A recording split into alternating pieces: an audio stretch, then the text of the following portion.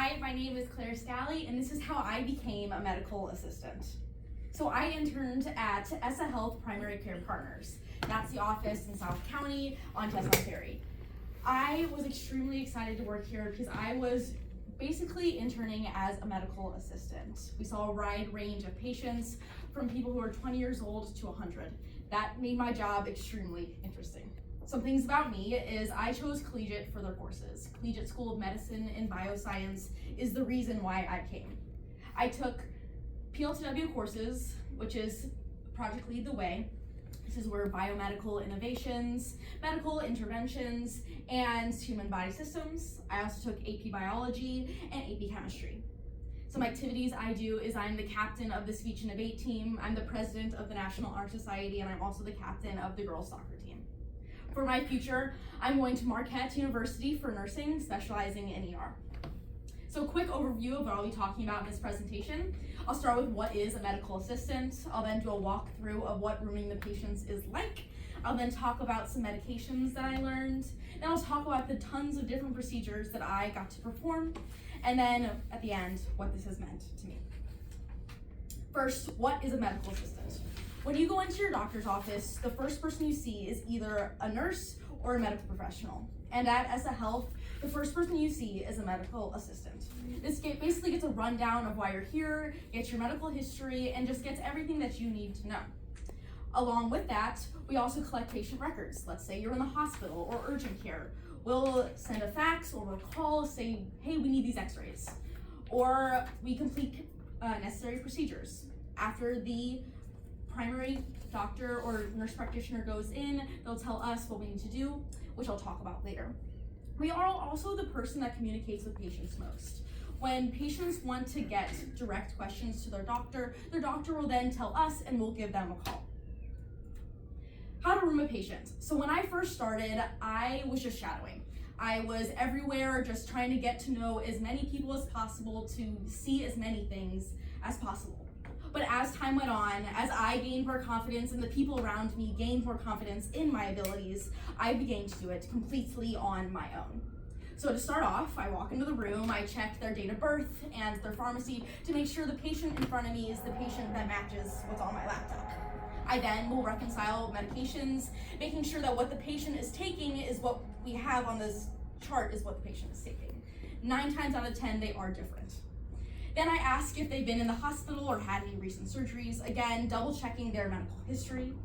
Lastly, I go over vitals. I first start off with the pulse and pulse oximeter, pulse ox using the pulse oximeter, which is the thing that slips onto your finger. I then check their temperature, which is just a thermometer on your temporal strip.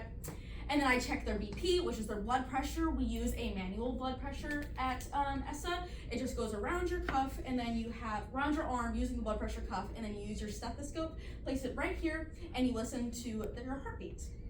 The normal range for blood pressure is 180 over 90, but it fluctuates based on age. Lastly, we go to the scale, and I get their weight. Then we go through the huddle, which is basically NextGen's just added stuff, which is our service that we use. And then in there, we do the PHQ, which is the mood survey, which is just, have you been having any issues with depression or mood? Then I remind them about procedures. If your mammogram is due, if you need your colonoscopy, all those things, that's where I let you know. Then we go on to medications.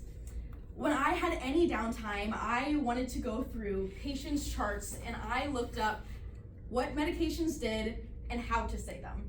This was my biggest struggle going into rooming patients because medications are very hard. They are never said phonetically. And going through that, Shannon, which was the MA that taught me pretty much everything I know, made me a 7-page cheat sheet. And this is just the first page of tons of medications and vocabulary. Big ones are the statins, which is your cholesterol medication, atorvastatin, rovastatin, and then your prazols, which is your acid reflux, which is omeprazole, and then also famotidine, because like I said, medications are dumb. And then other common ones to know is your blood pressure medications, which is like your linezolid or your losartan. And then you have your blood thinners, which is your anticoagulants, which is Eliquis and aspirin. And then you have your water pills or your diuretics, which is furosemide. This is taking water out of your body, which does the opposite of what you would think it did. And then also your thyroid medication, which is levothyroxine, also known as Singulair. It is extremely important to know these medications, both the common words and what's on our charts, because a lot of the times patients just come in knowing they take a blood pressure medication. But as you can just see on this alone, there's tons of blood pressure medications, and the one that you take can change the other medications you take. So it's very important to know for you and for the patient what they're taking. Then we go on to the procedures I performed. We'll start off with the first one I learned, which was the finger stick. Very simple. This green dot right here is a one-time use finger stick where you just clean using an alcohol wipe on the finger. You wipe it off, the alcohol, you prick, you squeeze out your first sample, wipe off that first sample because it's contaminated with the alcohol, and then you collect the sample. So in this picture, I'm using it for a glucometer, which many of you know is a diabetics test to check your glucose levels, but you can also use it more commonly for an INR, which checks how thick or thin your blood is. Next, I did a bunch of EKGs. This is a heart tracing tool. On these two pictures is where the tabs are placed. They're about yay big, and it's very finicky. So if patients move, cough, sneeze, talk, anything, the results can be messed up, and then we have to do it again. We always tell our patients that it takes longer to actually set up the machine than running the test. This is mainly used for pre-op appointments. If you're going to get a surgery, you're gonna have to get an EKG. Then the next one I did is ear lavages, also known as ear washes. This is just where you spray some water into the ear canal to try to loosen up all of the gunk they have in there. And then you take a curette, which is like a light up stick, and you try to scrape out some more of that earwax, and then you can use a forceps just to grab whatever else is needed. A lot of people thought it was gross. I thought it was kind of interesting. And then you do this, you repeat it until you can see the eardrum again. Lastly, I also did injections. So MAs in our office don't give injections, they just draw it up for the providers. So we draw up 1 part steroid and 2 parts lidocaine, and it's used to relieve pain in joints, mainly in people's knees or shoulders.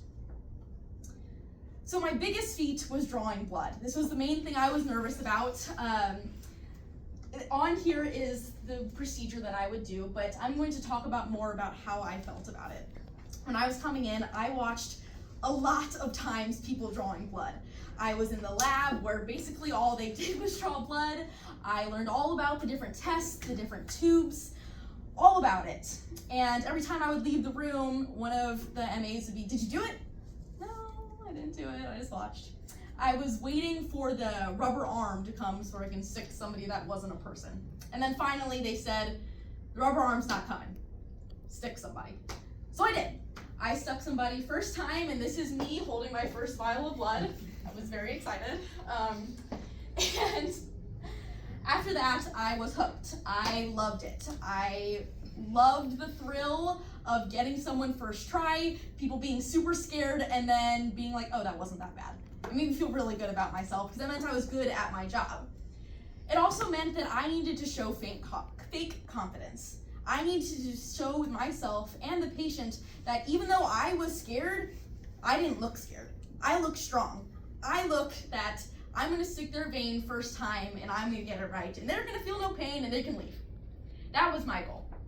And so throughout the course of being at ESSA Health, I drew over 50 patients' blood and only missed a vein like 2 times, which is like really good actually. What this has meant to me. So this is me and Shannon. First of all, the immense amount of knowledge I've collected.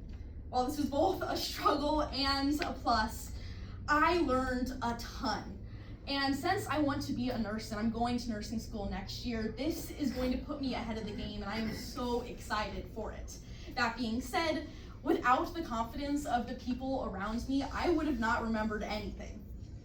The quizzes and the questions that they answered were the things that made me succeed. The interpersonal skills.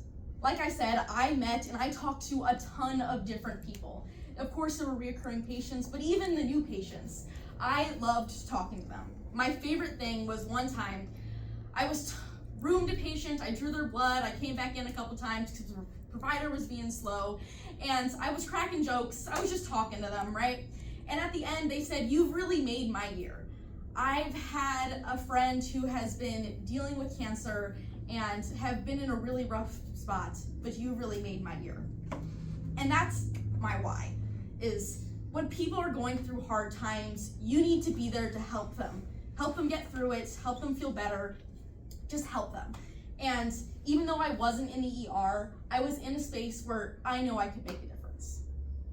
Then on conflict resolution, people are coming into the doctor's office 9 times out of 10, they don't really want to be there, right? So they're kind of being aggressive towards you, but you need to find a way to stay calm. You need to find a way to center yourself and make sure that you stay on topic and make sure you just get in and out, do your job, and so they can go home, because that's going to make them happy. Lastly, the connections I've made. So I have a job this summer at ESSA Health being a medical assistant at this same place, which I am extremely grateful for. I have met a ton of amazing people and amazing mentors that I hope will stay with me for a little bit of time. And I cannot say how grateful I am for them. Thank you.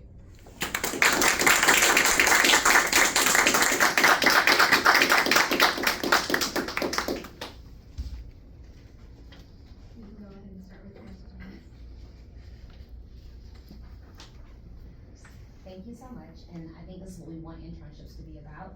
You learn it, you love it, and you also can move right into it as well while you're going to school, so I think that's phenomenal. Just a quick question, did you have any experience with any what we call rolling veins? I saw you said they bounce, is that the same? So bouncing is how you know the difference between a vein and a tendon. So when you see someone going like this, you're trying to find if they actually know if it's a vein or not. If it's a vein, it'll bounce. Then you can stick that. If it doesn't bounce, don't stick it. A rolling vein is when it's usually in older people who don't drink enough water or just whatever. The way to get around that is you hold the vein tighter. And so even when you're sticking, you hold the vein so that it doesn't roll around. They're definitely trickier, but just because they roll doesn't mean you can't stick them. And I actually really enjoyed the rolling veins because it was a challenge and I got to beat the challenge. I need you when I go to the doctor. So in order for you to work, did you get any kind of credential? Yeah, it's crazy, right? Okay. I mean, I'm CPR certified. Okay, I just didn't know if there was credential that you observed. No, in Missouri, you don't have to. Okay. Alright. What's the address of this? Did you have a particular patient that was memorable or interesting? I mean, we have a lot of callback patients that have a lot of issues but don't want to solve those issues. So that's kind of my favorite thing about working in healthcare is that people are like crazy and you just get to deal with crazy people and then you get to be like, oh, they're crazy, now we get to do the next thing. I think that's really exciting for me is that people will call in a bunch of how their cholesterol's too high or this is too high or this is too high. Do you want to take this medication? No, I don't want to ever take that medication. Okay, well, don't take it then and stop calling. But then you get to laugh about it and it's like, oh, that was crazy, now we get to do other things for people. So like I have a couple in my head, but I won't say, but. Any